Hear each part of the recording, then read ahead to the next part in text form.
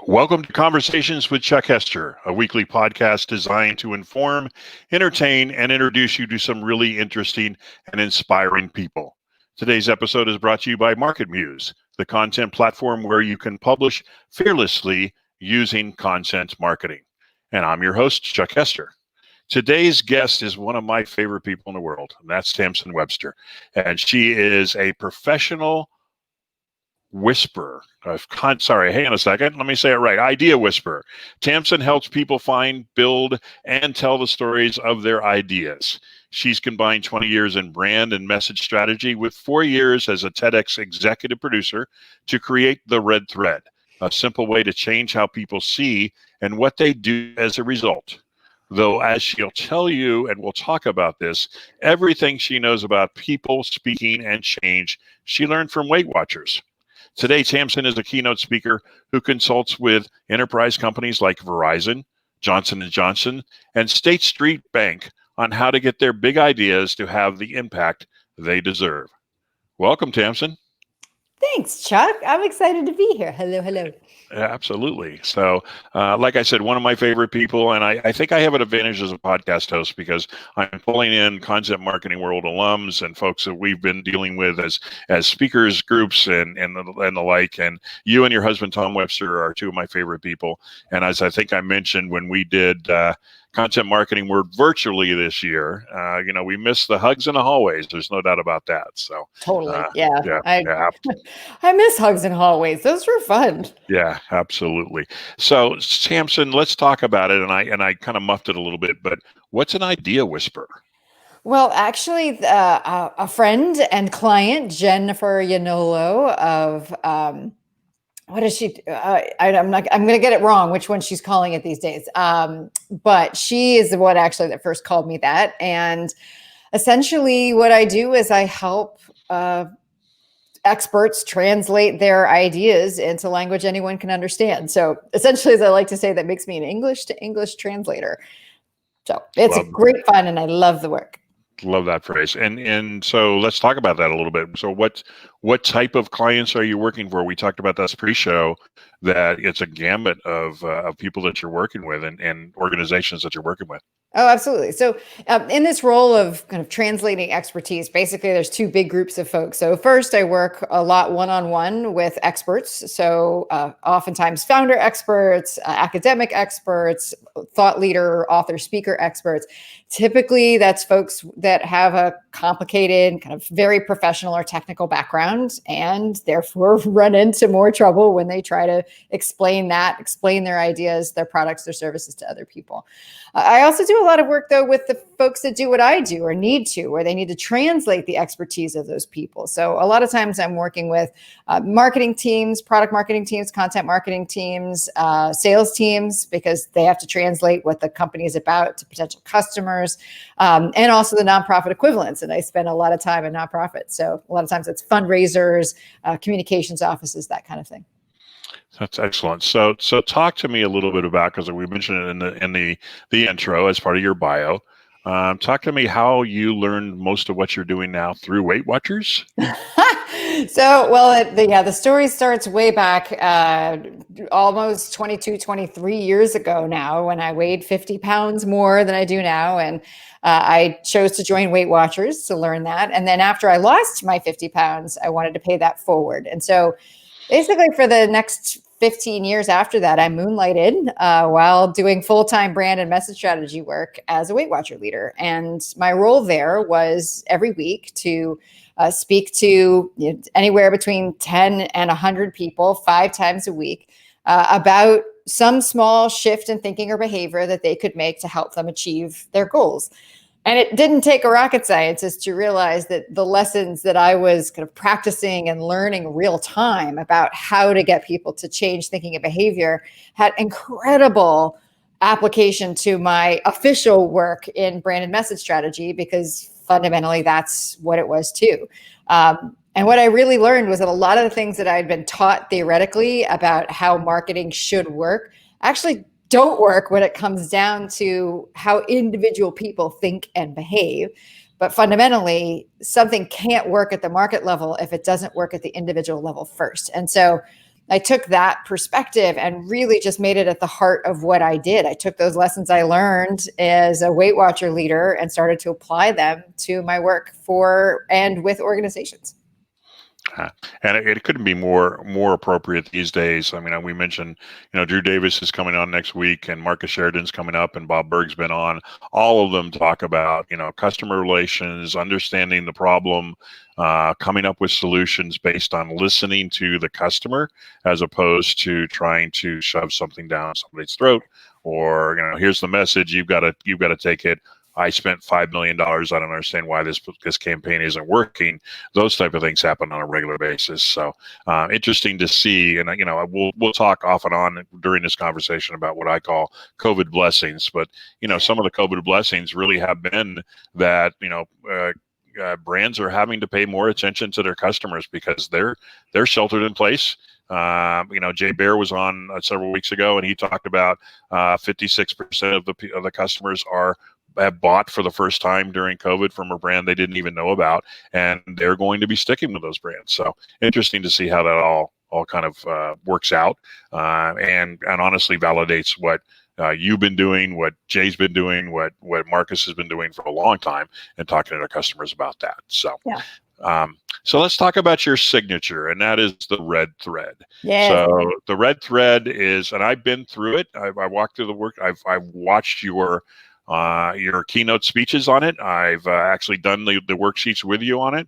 And the agency I used to work with loved it to death and is still using it today. So talk about the red thread and what it is. First of all, let's start with what it is, and then let's talk about how that came about as well, because it's interesting to see. Well, some of your viewers and listeners may be familiar with the concept of the red thread, particularly how Northern European countries tend to talk about it, particularly Sweden, where they use it as an idiom to talk about the logical progression of ideas, the thing that makes something make sense, the theme. And fundamentally, I think we all recognize that that's important. If we're trying to get a message out there, people need to understand what it's actually about. And yet, even though that's a question that particularly those of us in business get all the time, like, what is the big idea? What are you talking about? What do you want to be known for? It turns out that's a super hard question for most people to answer quickly or well. And so that gave me a quest. I was like, I'm going to do my darndest to figure out how to make it easier for people to find that core message, that core idea that's really going to help them get their big ideas out there to have the impact that they want.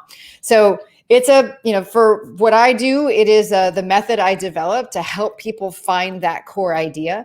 But to make it a little bit more metaphorical, the way I think about it is that every reason is a story, meaning every reason why we think an answer is the right one to a particular question, or every reason that we think a solution or a product or service is the right one for a problem or a question we have, that reason is actually a story that our brains create in our heads, a lot of times without us even realizing it. So really, what fundamentally the red thread method that I came up with is all about is actually, how do you build that story that connects question and answer? How do you build a story that people will end up telling themselves about your idea so that they can tell themselves to act on it? And importantly, they can tell other people why your idea is important too. And fundamentally, what happens with that, because we've gone through the worksheets, like I said, with the digital agency I was with, you then have a framework for messaging. Absolutely. Yep. You are able to follow this through. And so, I mean, I've worked with corporate and I've worked with B2Bs for a long time. How reluctant, how welcoming are they to this method? I mean, how's that been for you with your clients that you've been consulting with? Well, I mean, first of all, I made a very conscious decision to position the work that I do for people who want to make their ideas, and by ideas, I mean product, service, business, whatever it might be, irresistible. And because what that already does is puts people in my path that recognize that there is some kind of gap between the power they see in their idea and the power the market sees in their idea. They already know there's a gap. So the people who are like, nah, my idea's fine. They're not my people. And I'm totally fine with that. So first of all, people come to me because they know that there's something not working, that they know that there's power in their business, their product, their service, their idea. And other people just aren't getting it yet. So that piece is kind of built in because people have come to now know that it's a very effective way to find that power and to be able to articulate the importance of an idea to other people. The process itself, I built it for experts. I built it for scientists and academics and researchers to begin with. I built it for people who generally are fundamentally uncomfortable with the idea of telling a story, and yet they understand the benefit that story and story structure has for getting ideas across. So generally, folks really love it because it's a repeatable process that gives them reliable ingredients that they can mix together in a bunch of different ways to create the basic forms of messages that they're always looking for. And generally, those are two things. One is the kind of holy grail of a message is how do you sum up your idea powerfully in a sentence?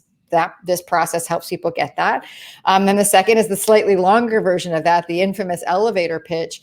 How can you make the case for your idea very quickly? And so I think what people really respond to is that the process kind of does everything. It really identifies the key ingredients of your idea and helps them understand how they can mix those ingredients to create kind of any of the combinations they need for content for conversations that their business needs and wants.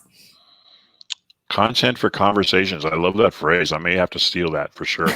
So, because I was getting ready to ask you, examples of, okay, how do you, where would you use this? Well, you use this in, landing pages, brochures, speeches, whatever, and you talked about internal communications as well. I'm going to put you on the spot a little bit and talk to me about a couple of your clients that have used Red Thread and how they're using it and, how they're successfully moving forward to get their idea known. Sure. So, I mean, as you and I talked about pre-show, I one of the things that I love about my work is that I work with so many different people. I feel like I get to go to grad school every day. And maybe that's not something exciting for most people, but for me, it totally is. Because, in one moment I might be talking to somebody who is, done a lot of research in leadership and cultural development, one-on-one with individuals. And then the next call, I am working with a company that is kind of really building the next wave of sustainable water treatment and water infrastructure. Super fun. I love that. To me, every idea is a puzzle, and I love to be able to figure those things out. But just to give a couple examples. So I do a lot of work with particularly impact startups, mission-based startups, and increasingly folks in the climate tech, clean tech, sustainability, mobility, smart city kind of space. And one of those clients is a company named Solstice. And what they do with something called community solar. And what community solar is basically a way for a whole bunch of people to carpool on using solar as their source of energy. And by doing that, by kind of essentially ride sharing, kind of, solar sharing, they're not only able to get down their monthly utility bills, but also help the planet and be able to kind of move forward a whole new technology in a really interesting way. Now, the thing is, though, is that before we work together, community solar takes a fair amount of knowledge to understand. You have to understand solar power. You have to understand kind of how it works. You have to understand how it's distributed. You have to understand how not everybody can put it on their house. You have to understand like all this stuff. And so it was very difficult for them to go into these communities where they wanted and needed people to sign up for community solar and explain it to them. And so what we worked together on was developing what I call a discussion document. It was one sheet of paper, front and back, that their community ambassadors, who are folks who are already signed up for community solar, could explain community solar to other people in their community. And so what we did was we really walked through this process of, well, what do the people in the community care about right now, like that community solar can answer? And that was, how can I save money on my utility bills? And then we talked through, well, how do we help them understand where there might be an opportunity for a new answer there?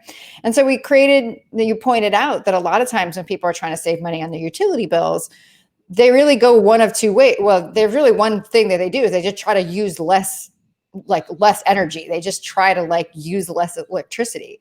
And many people don't know that while that's an option, there's another option for paying less for the energy that you use. So that was the first piece of kind of hey, did you know you could do this, that there's ways to do this? And once you've got those options, we could say, okay, and there's a couple of different ways to do that. You can do fossil fuels, which is probably what you're doing now. Or you can go with sustainable things. But there's pros and cons to each. And then with solar, for instance, lots of pros. Con is you've got to be able to install it in your own house. So what can you do? What's the option? And this is where we introduced that analogy of the carpool or the ride share. We said literally, well, there's power in numbers. The more people who kind of go in together with a shared goal, the more we can take the cost down. And that's where you're going to get your power. So this is what Solstice does with community solar. Would you be interested? So we really worked with them to, the end product was this discussion document, but I think you could hear we had to kind of work through the various ingredients of the idea and of the case for community solar to able to figure out how to put it in front of people who weren't expert, but still in a way that would get their attention and ultimately drive action from it. Wow. Yeah. And, it brings to mind, I know I've heard the phrase, the Mad Libs of content marketing. Yeah. And that may be something we need to point out here as well. You and I are knee deep in content marketing, have been for years.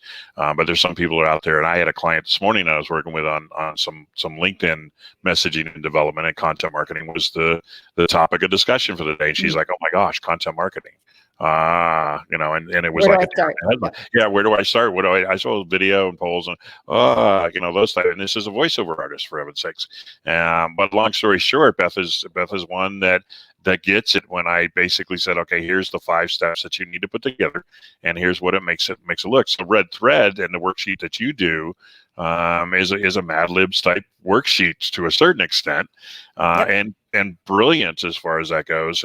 And harkening back to what you just said, I can't imagine a better phrase than carpool of solar. What a great phrase! But that's the type of messaging that will come out from the Red Thread work that you do, is to be able to say, and if somebody were to come to you and say, carpool of solar, is that not a brilliant and powerful message? It absolutely is. So it's really kind of very cool to be able to see that. So let's talk, I hate the term the new normal. There's no such thing. My term is more the new reality, and this is what it looks like. We're in 2021, and we've had quite the year in 2020, obviously, to be able to look at. 2021 is already trying to give a run for its money too. So. and without being political, the day's not over. So as far as your business goes, because you're a consultant, I talked about again pre-show. I've been doing remote for years. Tom has, you have, and I've been doing probably 15 years of remote, starting out on Skype and working on consultations that way. And I'm teaching some of my clients how to actually have the conversations. How has COVID affected your business? I mean, there's some basic things that it's affected. Travel is one, but how has it affected your business? Well, the vast majority of my consulting, so a couple things. First, the vast majority of my work was consulting to begin with. Second, the vast majority of that consulting work was virtual. And so third, that meant that kind of in a lot of ways, my day-to-day didn't change that much, honestly. It just meant that, whereas I used to be traveling, at least 1 and usually 2 to 3 weeks out of every month just to be speaking or going on site to clients. Now that's not happening. And so really the biggest shift in the business was just the immediate disappearance of keynote speaking as one of my revenue streams. But as soon as I realized that was happening, I actually, with the help of, I call them my therapists. So I have a business therapist and a financial therapist. So my business therapist is a wonderful woman named Pam Slim. And if she's not one of your guests, she needs to be. And then my financial therapist, another wonderful woman named Wendy Hall of Small Office Solutions. Between the two of them, I was like, all right, we're just going to build this business to succeed without speaking. So let's just double down on that so that by the time speaking can come back, it ends up being icing on the cake, a cherry on top, and not the thing that I'm just like scrabbling until I can get back there. Thankfully, we'd built a lot of that already. So I think what I saw, with my clients, where, it was really interesting because I would say that so with my academic clients, generally the folks that I work with in academia tend to be the teams. So like admissions offices, gift offices, fundraising offices, those kinds of things.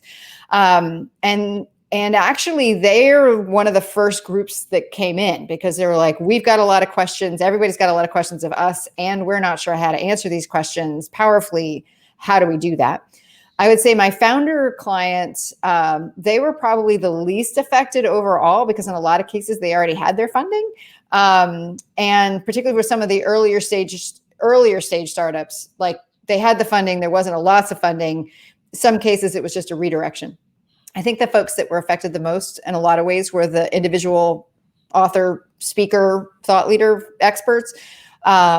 But even then, what was really interesting was to see the difference between people who pulled back on everything and then the ones that saw the opportunity to double down and see this time as a time to invest, a time to develop a new message, or to pivot into a new area, or develop a new kind of concept, or this was the time to like take what they'd been doing and turn it into a book, or take their book and turn it into a talk. So all of those things were shifts, but I feel very lucky that top line revenue, I was only down about 20% last year, which I consider to be I'll take it.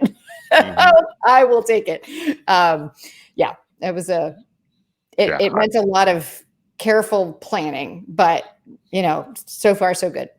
Yeah. Side note on that, I remember like it's yesterday running into you in the hallways. I don't think it was last year. I think it was the year before at Content Marketing World as you're, rolling your suitcase down saying, I'm on my way to my next gig, so I can't really talk right now. So, I mean, you were traveling on a regular basis and sometimes twice a week to several different conferences. So I know how that goes.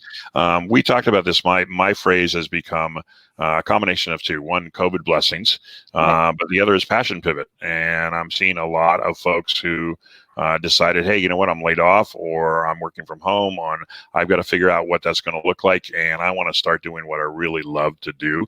I'm a great example of that. I mean, I would not have had this podcast 10 episodes in if it hadn't been for the fact that I was working from home and, decided that I needed to do what I really enjoy doing. So it's fascinating to see how that all kind of plays out as far as that goes. But, and I guess the question, Tamsen, and I know, Tom might be the better person to ask this question because, Tom works for Edison Research. Yeah, right. Never mind. He's busy in the other room. I'm the one that's here. Yeah, exactly. But the question becomes: do you see us going back to where we were?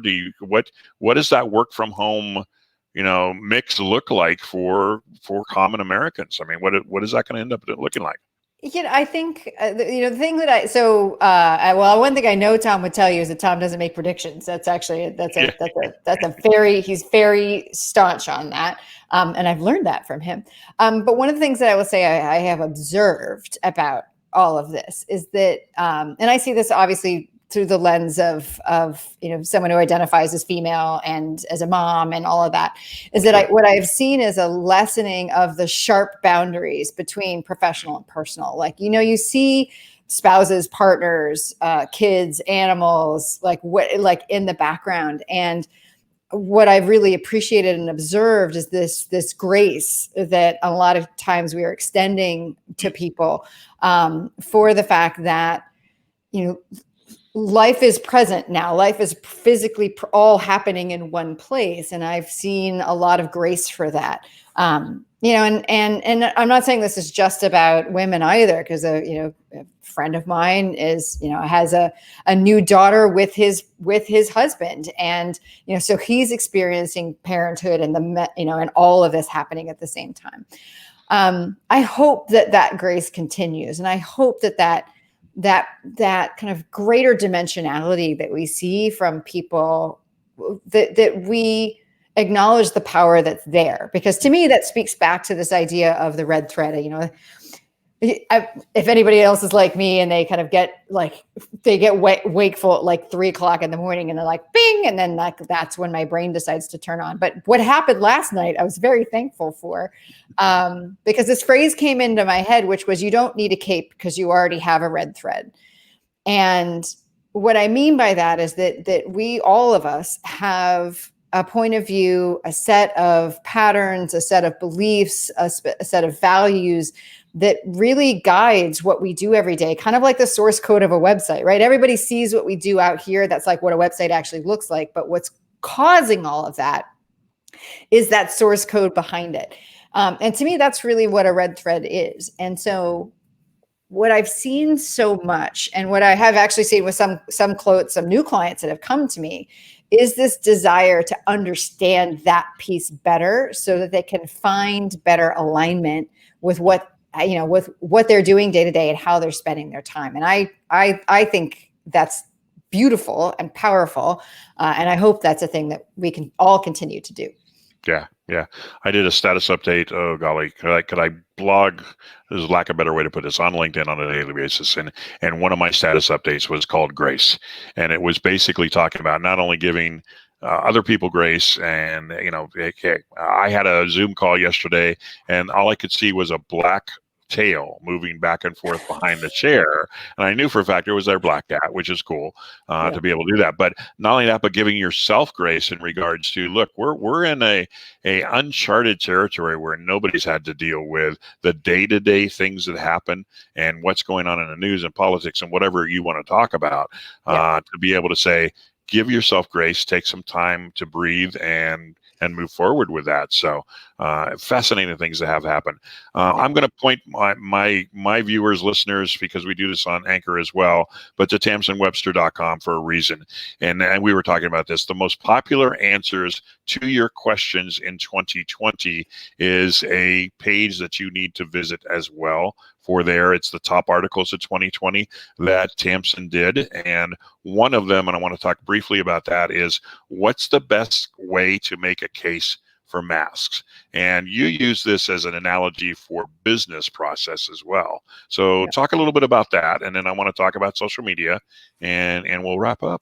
Sure. So that post was inspired by actually an email I got from one of my newsletter readers who said, hey, did you see this contest that New York State is doing to encourage people to wear masks? And so it was a competition of like 5 short films, commercials about masks. And, I had at the time that originally happened, I recorded a quick video on like what my favorite ones were and why.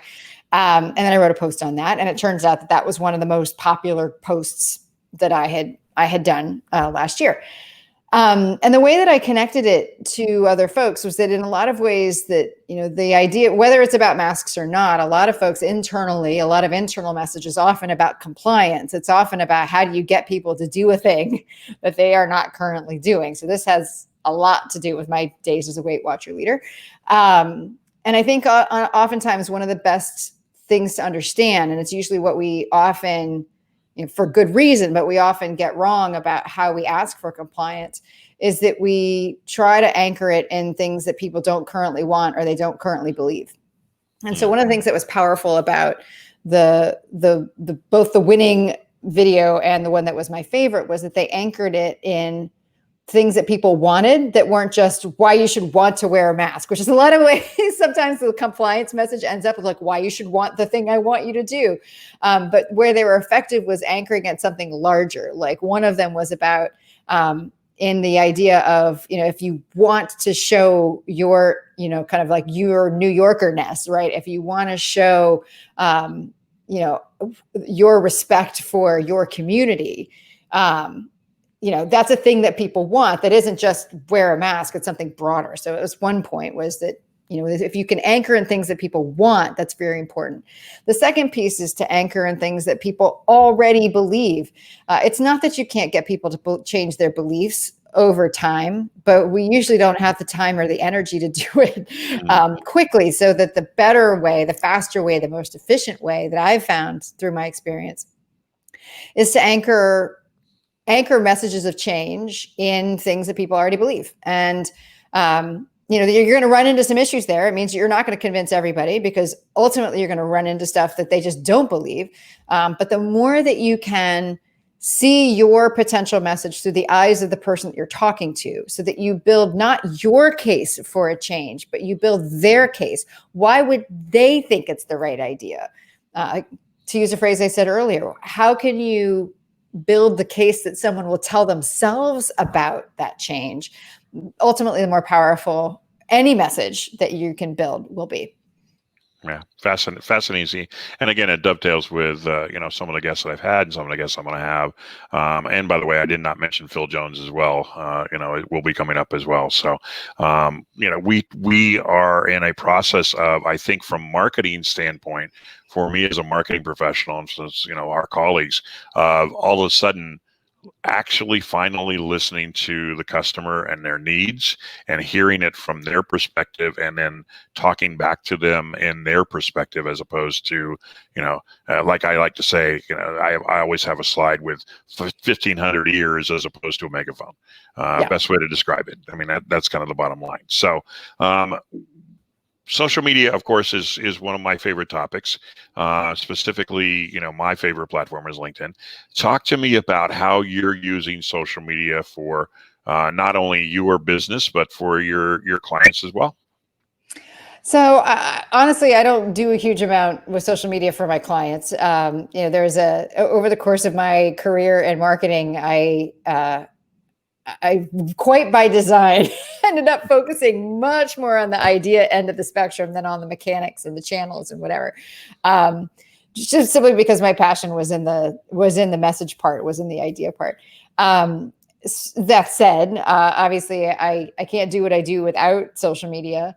But it's been really interesting to see it evolve over the course of the last year. And I think a lot of that has had to do with questions about big tech and privacy. It has had a lot to do with the kind of increasingly polarized discussions about just all sorts of things.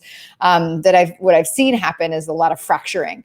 And so places where you could reliably count on seeing and having great conversations with people, like suddenly they're not there. Facebook comes immediately to mind, like just huge drop-offs, at least in my personal circles, off of Facebook this year.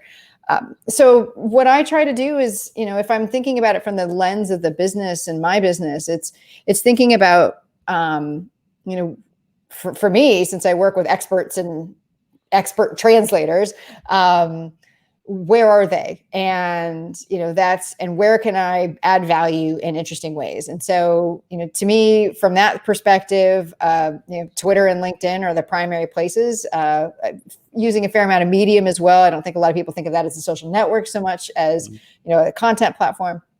But I spend time there because that's where those folks are. And, in addition to kind of, I don't spend a lot of time, to be honest, I don't spend a lot of time on social media. I literally don't have time to do it. But one of the things I do try to offer is assuming I've been able to get it squeezed into my schedule. I try to share at least 2 links every weekday as part of what I call my swipe file. Some folks may know that term, some others may not, but a swipe file is generally something that like advertisers or copywriters would kind of grab cool examples of things, or think of them as templates that they would go and grab. They'd swipe it, and next time they had to do something that was like that, they would use that for inspiration. So these links are, as I call them, they're studies, stories, and stuff you could use in your own messaging, content, and presentations. They're just things that I find in my own daily reading about how people's brains work, how people make decisions, what motivates people, what's happening in communications more kind of broadly and generally. And then just some weird stuff that can be just super interesting. Analogies, for instance, like one that's going to be coming up is just, there was an article I read about why is it that Roman concrete is still present today, and in fact stronger than it ever was, when like you and I can both think of like concrete like outside on our streets or sidewalks that was put in like last year and is already crumbling. And it turns out that they made specific use of the materials that were directly at hand. And I'm thinking, That's an amazing analogy for differentiation, for instance, like use what you have and hey, it may turn out to be stronger than anything else that you could grab from someplace else. So those are the kinds of things I share. And so that's my baseline. Just try to make sure at least put that out and try to give more than I receive or more than I broadcast. Well, and I appreciate that. You've always been a pay it forward as well and an uplifter. And that kind of dovetails into my last question, which is how can people get in touch with you, be part of your newsletter, get that swipe file, all of that good stuff. So what's the best way to do that? Well, all things Tamsen Webster live on tamsenwebster.com. If you want to go straight to the newsletter to sign up for that, which I encourage because that's where things get posted first. That's also where I tend to try out new tools and worksheets and things first with my newsletter. So you can just go to tamsenwebster.com/newsletter. I'm also putting all my thoughts codifying the red thread system into a book this year that's coming out in May. So if folks are interested to get updates and access to pre-order goodies when they're ready, they can go to redthreadbook.com. Excellent. Well, congratulations on the book, and I look forward to it. Tamsen, I can't tell you, well, I guess I can. I mean, I always enjoy the conversations we have. And I honestly have to do something here because I talk to a lot of different people who work, for instance, Grand Canyon University, I spoke at them recently, and the students are going, well, I couldn't possibly approach these type of people. I can't tell you how much it meant to me. We're going on probably 6 or 7 years ago when me, as I like to call myself, sitting at the kids' table for the Thanksgiving dinner with all these great folks like Drew and like, Marcus Sheridan alike, and you and Tom were the most welcoming people. And you really are an example of, if you don't ask, you don't get. Just because they're keynote speakers and they're writing books and doing whatever, doesn't mean that they're not accessible. And that's I think is the other part of the grace that's happening with our COVID blessings. So, Tamsen, I appreciate your time as usual. Always a great conversation with you, and I wish you and Tom healthy and safe times. And I look forward to seeing you in September in Cleveland for Concept Marketing World. We're keeping our fingers crossed on that. Inshallah, yes. Please. I hope so. All right. What a pleasure, Chuck. Thanks. You. Thanks, Tamsen. Have a good day. Okay, so that's another edition of Conversations with Chuck Hester. Now on to our Pay It Forward Minute. As you know, I enjoy doing this probably as much as anything else that I do, along with the conversations that we have. So most of you may know there is a Pay It Forward Tuesdays initiative, and I have to always give a special shout out to my Pay It Forward 5. That's Adam Sinkus, Jennifer Radke, Bob Shears, and Lori Moreno. Basically, what we're doing is, as consultants, we're donating 30 minutes of time, 2.5 hours, to a recipient, whether it be a 501c3 or an upcoming entrepreneur. And we did that 4 times in December because there were 4 Tuesdays. We are now doing that once a month in 2021. And our newest Pay It Forward Tuesdays recipient was announced this week. It's Emily Chetlain and her team at the 3 o'clock project. Now, when school bells ring at 3 o'clock, many children do not have nutritious meals or any meal at all to look forward to at home. Emily and her team at the 3 o'clock projects help provide healthy after school and summer meals at little or no cost. During COVID, this is especially staggering at what they were able to provide of 6 million meals. We'll be selecting a new recipient for the 3rd Thursday of every month in 2021. So if you have someone who you think would be a good nominee, get in touch with me through LinkedIn. Or if you're a company or organization that provides products and services to the small business entrepreneurial community, you can participate in Pay It Forward Tuesdays as well. We're looking for sponsors that can provide services, products in kind to our recipients in 2021. It's a great way to pay it forward while building brand equity in the community. And I've got to tell you, I've been having so much fun and actually am booked all the way through March on a weekly basis for Conversations with Chuck Hester. That coming soon, I want to announce that there will be Conversations with Chuck Hester After Dark. We're going to do a second episode, probably about once a week, once every other week. It's going to be a little more lighthearted, everything from cooking to my Monopoly collection to movies to you name it. So if you're interested in being part of that, let me know and stay tuned for more details on what's going to go on there. So contact me for more information as that. And of course, every week I need to thank our sponsor, and that is Market Muse, where you can publish fearlessly using content intelligence. So, it always just fascinates me that this moves as fast as it does. Next week on January 27th, my guest is Andrew Davis, keynote speaker, author, and in a previous life, he worked with the Muppets, and we'll be sure to be talking about that. Now, feel free to share this podcast with your friends and connections. The replay will post very soon on YouTube and on Facebook, especially today, considering everything else that's going on. Also, through Anchor FM, the audio of the podcast can be found on Google Podcasts, Spotify, and many other channels. And if you're interested in learning how to improve your marketing and LinkedIn presence, connect with me on LinkedIn. Mention this podcast, and we'll set up a free 15-minute discovery call. So that's it for this week. Until next time, this is Chuck Hester reminding you that if you need to be uplifted, uplift someone else first. It really works. Stay well, stay connected, and always pay it forward.